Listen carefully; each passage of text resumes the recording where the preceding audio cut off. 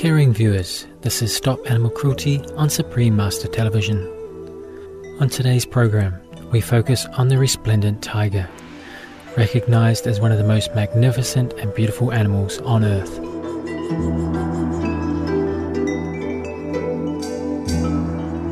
Throughout history, the tiger has been admired as a powerful symbol of strength, nobility, and wisdom, and revered by many cultures. In a poll conducted by the cable and satellite television channel Animal Planet, with 50,000 viewers in 73 countries participating, the tiger was voted to be the world's favourite animal. But the irony is, humankind allows this beloved, majestic and dignified being to be subjected to unconscionable forms of cruelty and vicious slaughtering.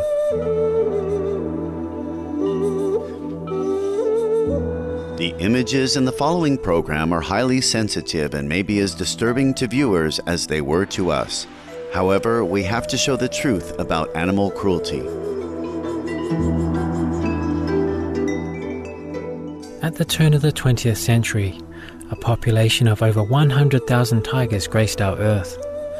Now, according to the non-profit conservation group World Wildlife Fund, or WWF, there are only about 3,200 wild tigers left in the world, and the species ranks number 1 on its list of the 10 most critically endangered species on Earth.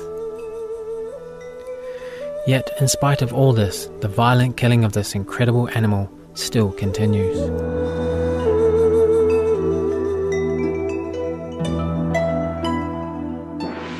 Ms. Andrea Ng is the president of EarthCare, a Hong Kong-based non-profit animal protection and sustainable living organisation.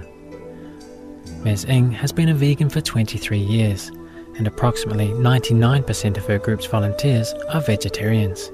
She has been working tirelessly to save the tiger, and now explains why this animal continues to be mercilessly murdered.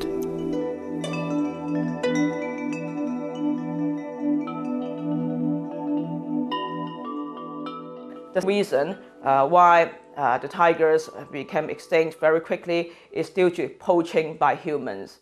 As we all know, tigers are famous for, firstly, the beautiful skin, and secondly, is also because of the bones and the body parts of the tiger used for Chinese medicine, and for medicine for rheumatics, and for making tiger bone rinds, etc. So that's why hunters and poachers killed the tigers and then sell these medicines to many parts of the world, especially Chinese communities, and reap a big profit during the process.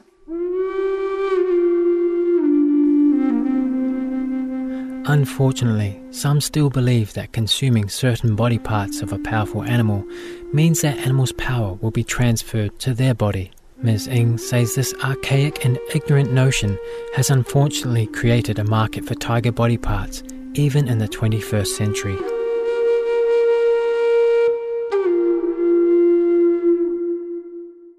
Many tigers being poached are from Southeastern Asia and China.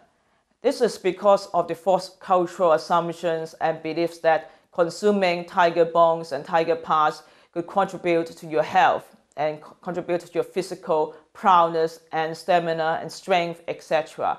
However, there's no scientific proof for these assumptions. So make sure that you remind your friends about it.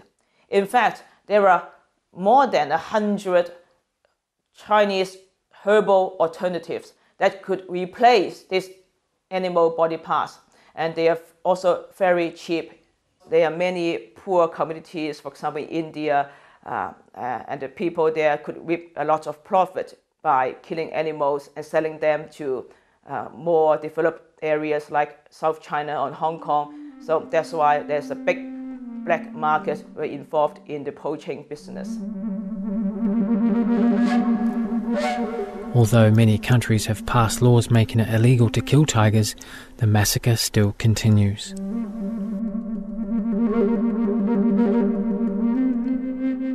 For example, in countries like India and Java, they could not spare enough resources in law enforcement to help with protecting the tigers both in the wild and in the sanctuary. And in fact, there are many unfortunate incidents that even the tigers and cubs living in the sanctuaries supposed to be protected were also poached and killed. So that's why the problem is very serious. Many tigers were caught in traps set by hunters and poachers in the forest. A lot of tigers have to bleed for many hours before they die. So that's why it's a very cruel process.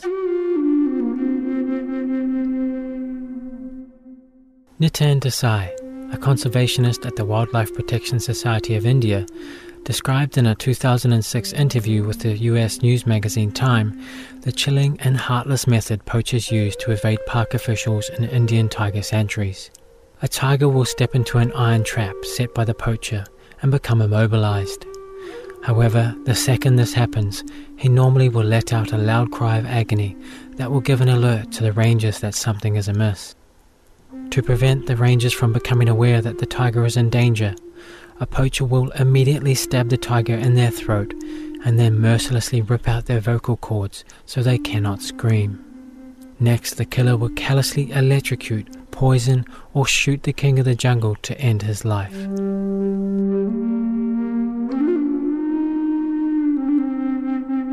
Some poachers killed the tigers by shooting them with guns.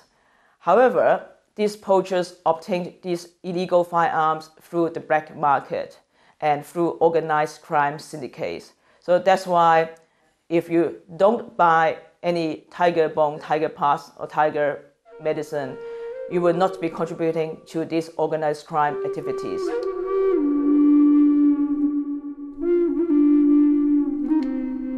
When we return, we will further explore how our tiger friends are being horrifically slaughtered by greedy individuals and thus being driven ever closer to extinction. Please stay tuned to Supreme Master Television.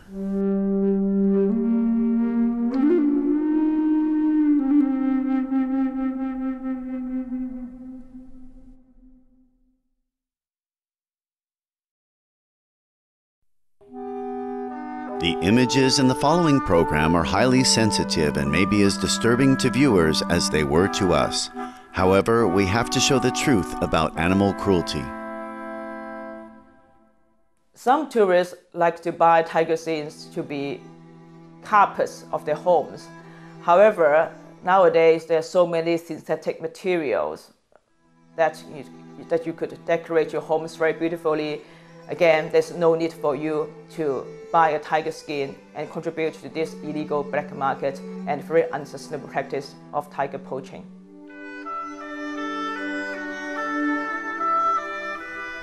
This is the Stop Animal Cruelty series on Supreme Master Television. The continual killing of the splendid and highly endangered tiger for their skin and body parts is a sad reality of our world. Anthony Ma is a vegan wildlife preservationist from British Columbia, Canada, and the founder of the non-profit wildlife conservation group Heal Our Planet Earth, or HOPE, which seeks to end the hunting of all animals. I'm a Chinese Canadian. I was born in the Guangdong province and raised in Hong Kong. Like Andrea Ng, Mr. Ma is a strong advocate for the tigers and is working to eliminate the sale of all tiger-based medicines in North America. Working alone at the beginning, he started his mission to save tigers and other wildlife by investigating certain businesses in Vancouver, Canada's Chinatown district. In my first campaign in 1995, I just went to Chinatown and checked out what was available there in the Chinese traditional medicine stores, and I found a lot of endangered species products like tiger bone medicines. So I basically checked out all the pharmacy stores and I cataloged every store in terms of what they carry. And then I found the most photogenic one, and then I just called up CTV, CBC and Globe, asked them to just come down to Chinatown to document me actually purchasing these products right in the open, paying it at the counter, walk across the street and showed it to the camera. So to get a message through media, to get the people very upset and pressure the government to form a law to tell the people here that they can't do it, is the way that I did it.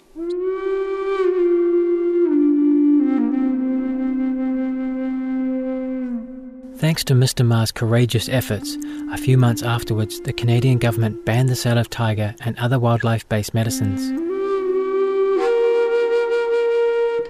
Remind your friends and family members that if you buy these animal products, you're actually contributing to the illegal trade and the huge black market involved in the process. Bear in mind that all these beliefs in the proudness of eating tiger meat, tiger bones, tiger run, etc. are without any scientific proof, and there's no medical value at all. So remember the slogan, when the buying stops, the killing can too. Some tigers are captured in the wild and then exploited for entertainment purposes. Though allowed to live, their lives in captivity involve extreme abuse and maltreatment. Consider, for example, the use of tigers in the circus.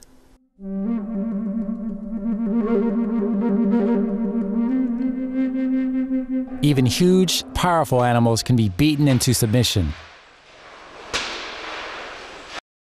For circus animals, their world is one of confinement and frustration, punctuated by violence. Even if animals are sick or injured, the show must go on and the circus keeps moving.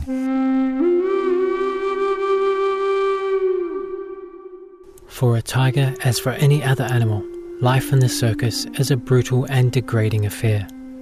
He is taught to perform so-called tricks which go against his natural instincts, such as jumping through flaming hoops of fire. Between shows, he is transported in a small cage for long distances with minimal protection from the elements. When moved, the tiger may be dragged by a chain that is wrapped around his neck or prodded with a club. Several so-called trainers may surround the cat with clubs in their hands and force him to obey commands through fear and intimidation. Circuses are not the only places tigers may be put on display and treated with zero compassion. Take the case of a truck stop in Grotate, Louisiana, USA, where Tony the tiger, a 9-year-old Siberian Bengal tiger, has lived his entire life. He spends 24 hours a day, 7 days a week, 365 days a year, locked in a small concrete and steel cage, surrounded by the noxious fumes from the constant stream of cars and trucks passing by and the deafening noise of the highway. People stare at him and even taunt him.